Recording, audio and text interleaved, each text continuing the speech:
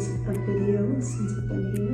I'm currently seeing an inpatient therapy program, and I want to show you guys my room. I currently don't have a roommate, so also it's Sunday. You only get our phones for a couple hours on Sundays, so I'm super excited. So basically, I'm in the bathroom right now. This is my little bathroom. Here's all my stuff. And then we got showered.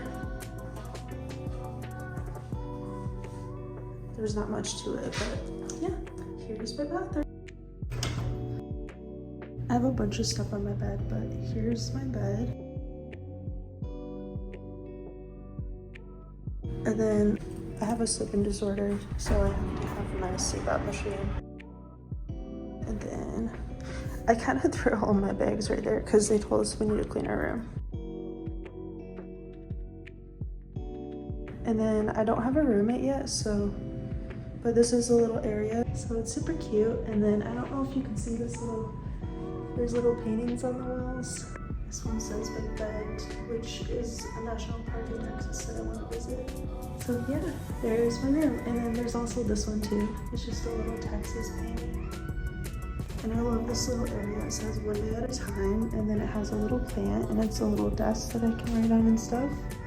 So cute. I also love the colors in this rug as well. But yeah, there's the tour of my room. And I might go out to the main area a little bit.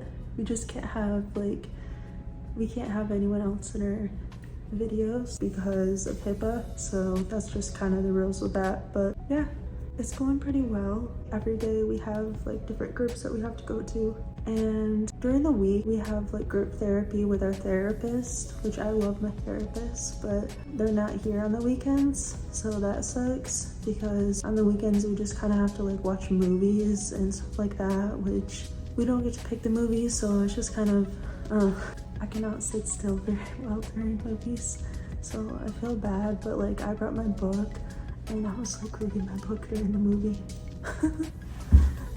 I know I'm such a rebel, but to be honest, it was just really boring. And then we have like this boring lecture, and it's kind of like college. Like, you know how some college courses like you can't skip, like they're mandatory or you get deducted? It's mandatory for us to attend all these things, so we can't just skip out if we're not feeling well. Unless if we're really not feeling well, we have to get permission from the nurse, and then they'll give us permission to not go, which I've had a bad headache a couple times, so I just am like, can I please just not go? And they're like, sure, you can go lay down, and I'm like, yes. Hey everyone, and welcome back to my YouTube channel. In this episode, I'm going to be talking about my most recent diagnosis. If you watched my last video, I got diagnosed with PTSD summer of 2022, and I don't know why I'm so out of breath. I got diagnosed with PTSD summer of 2022, and since then it's been a crazy last few months. In the month of April, I received another diagnosis, which is bipolar 1. And so in this video, I'm going to be talking about that. How I ended up being diagnosed. Well, okay, so I kind of had a feeling that I had something going on. I just wasn't sure what, because my emotions are just all over the place. Like, I have really high highs and really low lows. And so that was kind of scary. And I remember my doctor mentioning something about, since I would have these extreme mood swings, possibly putting me on a mood stabilizer, but like they never said like, oh, you might be bipolar. So I had no idea that I was until April 2023, a couple months ago, not even, I ended up getting into a car crash. That was definitely a very terrifying experience. I was in a bad car crash when I was in kindergarten, and I wasn't hurt during that. Our car was totaled and my parents were hurt. And then I was also recently in this bad car crash, which our cars were both totaled in this recent one in April, but thankfully no one was hurt. So I praise God for that. I really believe that he was looking out for us, and thankfully I had full coverage on my car, and so did the other lady. So we're just really grateful all around for everything. It could have been so much worse. And honestly, getting into that car crash was a huge wake-up call for me. I don't want to go into details on what happened, but I will say that it was partially my fault, and I did tell the police that I believed that the accident was my fault. And it was just really scary because I got my license when I was 17, and I've been driving for, it's 2023. Now I'm 24, so like I've been driving for 7 years, and this is my first car accident, and it was just scary. And the fact that I felt like I caused it just made it even worse, you know? So I was literally crying in my car, and I called up 911, and I was like, I think I just got into a car crash, and I'm just sitting in my car like bawling, and I'm just like so scared. The 911 dispatcher handled the situation so well. She was like, are you able to pull off into a safe spot away from the main area of traffic? And she was very good at calming me down and directing me on what to do, because I'm one of those people, unfortunately, that when emergencies happen, I like shut down and I can't think straight because of my anxiety. So I'm just like, what do I do? I just have all these thoughts racing through my head. So I'm so thankful for police officers and 911 dispatchers and all the emergency crew that deals with situations like this, because it's a lot. But yeah, and obviously I'm thankful to God. After I got into that car crash, I realized that I was being kind of reckless. This is so embarrassing, but it's honestly the truth. Like, I was being really reckless, which is dangerous, and it was kind of a huge wake-up call for me. Like, you need to stop being so reckless, or you or someone else is gonna get hurt, and it could have been so much worse. So I'm just like, okay, I really need to go figure out what's going on, because I was so stressed out. Like, I wasn't thinking straight. Like, I was making mistakes. And that's not like me to do that. Making mistakes at work and making mistakes like on the road, and everywhere. Like I could tell that I wasn't myself and I wasn't thinking clearly. And I remember saying something to one of my coworkers, like, I just feel so stressed, I can't think straight. And it was just terrible. And yeah, so basically I ended up deciding to go to a mental health hospital again and get my medication straightened out and figure out what's going on with me, because I'm like, I cannot continue. I was just gonna continue on being this stressed, and I realized like this is not safe to even be driving or working or doing anything when I'm this stressed out that I'm not thinking straight, because like I said, someone or myself is gonna get hurt if I continue on.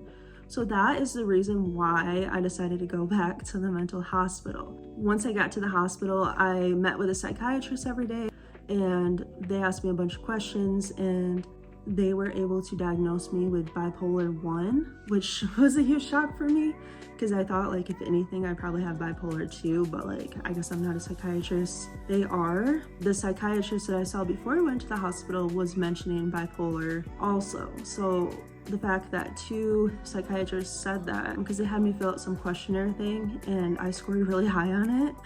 And once again, it's so embarrassing, but like at the same time, like what do I have to be embarrassed about? Like, it's not my fault. Like, the important thing is that I'm getting help, you know? So I scored really high on it, and some of the questions, I'm not a psychiatrist, so if you're watching this video, I'm interested in becoming one, possibly in the future, but I'm not one, obviously. So if you're watching this video, these are the ways that I knew that I had bipolar. If you have these signs, you don't necessarily have it, but these are signs that maybe you should go see the doctor and ask about it, you know what I mean? So number 1 is obviously the recklessness. This can be a sign of mania, and when I went to the psychiatrist, they were talking about the fact that they felt I was in some sort of manic depressive episode, and I didn't even know what that was, but they explained it to me, and I'm like, what? Like, you can be manic and depressed at the same time? That's crazy. And they're like, yeah, it's called a mixed episode. And I'm like, what mania is you feel like you're on top of the world. Like, you can do anything. Like, I was literally staying up all night, cleaning my room, doing DoorDash. Like, I would literally like not want to sleep. I just wanted to do stuff all night long. And I'd have so much energy and so much, extreme creativity is another sign. Sleepless nights with extreme creativity, like not wanting to sleep. You just want to stay up all night and get a bunch of stuff done. And it's not every night you're like this, but you go through phases where you'll be like this, and then you'll hit a really low point where you feel really depressed and you're not motivated. And then you keep going back and forth, back and forth. It's exhausting, but this is what bipolar is like, which I thought bipolar was something completely different. I thought bipolar was just like, I don't even know what I thought. Like, I knew it was mood swings, but I didn't realize that it could affect your sleep and it could affect all of this other stuff. I had no idea. Also, another sign was obviously the suicidal thought, having suicidal thoughts that come and go. That is another sign of bipolar. So another sign is going to be racing thoughts. Typically when you're in a manic episode, you will have these thoughts that are just racing through your head, and it feels like everything's going super fast, and you almost feel like people in the world can't keep up with you because you just have this extreme creativity and you're so determined, like you feel like you can do anything, and everybody else just feels to you like they're moving slowly, and you sometimes will even talk really fast, like stuff like that. And then also, by the way, my favorite part about being bipolar is definitely the extreme creativity nights where I'm so motivated to get stuff done. I love that. Obviously it's hard like with having a job and stuff like that, but it is really nice for some things, like getting stuff done, for example. But yeah, when you're in a manic episode, you can become really irritable. Some people get angry and act out.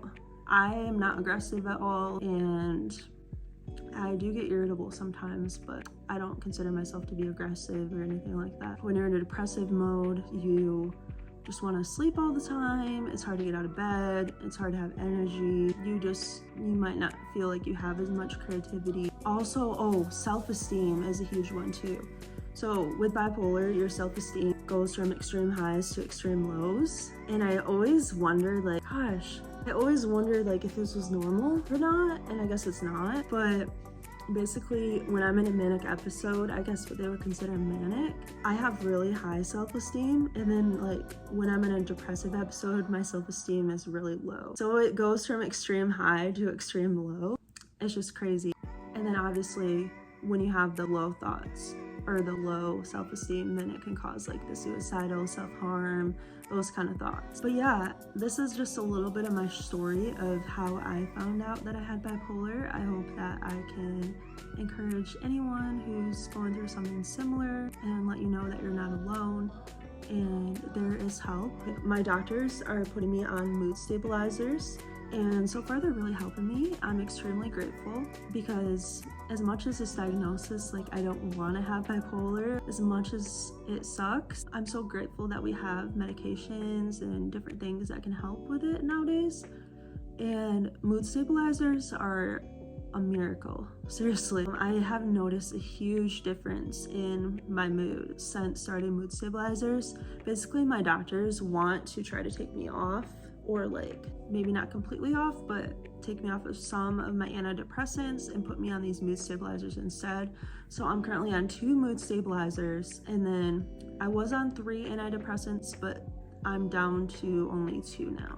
And then I take my heart medicine, so I'm still on like 5 medications, plus I take some for headaches as needed and stuff like that. But yeah, it's a lot, but we're trying to get it down to like as little medication as possible while still getting the full effect, because I obviously need medication. I can't be going through life like this. Also, I'm doing therapy, so I'm super excited. So I had to leave that outpatient therapy program early because of insurance issues, but I'm super grateful because I am continuing outpatient therapy and I'm able to do it virtually, which is super nice because I don't have a car right now and I can do it from anywhere.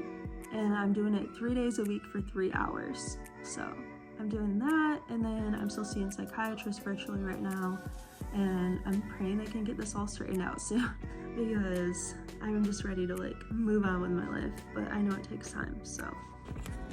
All right, so I'm gonna put these chicken nuggets in the oven, and then I'm gonna have some mixed vegetables. I'm just having a very quick lunch today. I guess it's almost dinner time. I've slept in today because I didn't have therapy this morning, and yeah.